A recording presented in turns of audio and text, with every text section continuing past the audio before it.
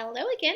The story today is called The Night Before Easter, and it is by Natasha Wink and illustrated by Kathy Corey. 'Twas the night before Easter, just before dawn. Not a creature was stirring out on the lawn.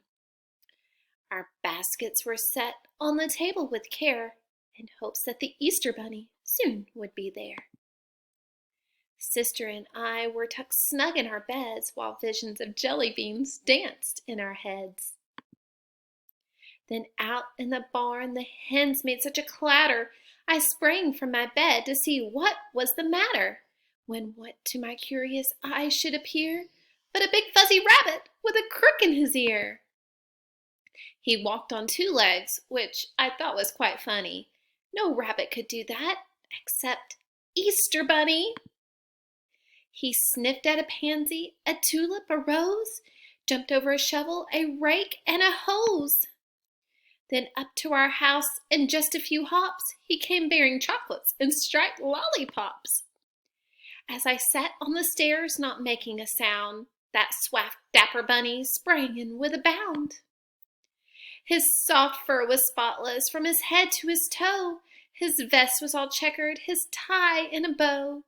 His eyes, how they sparkled, his whiskers, how merry. His tail was like cotton, his nose like a berry.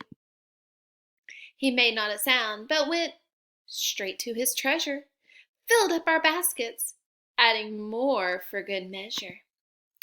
Chocolates and chicks and candy galore spilled from our baskets and onto the floor.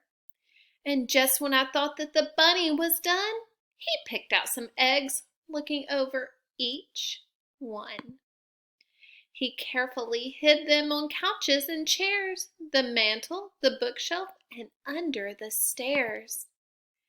When our rooster crowed, he turned with a start. He wiggled his nose, then went to his cart.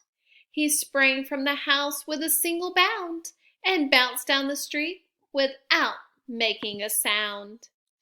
I read his note as he hop-hopped away. Happy Easter to all, and to all a great day.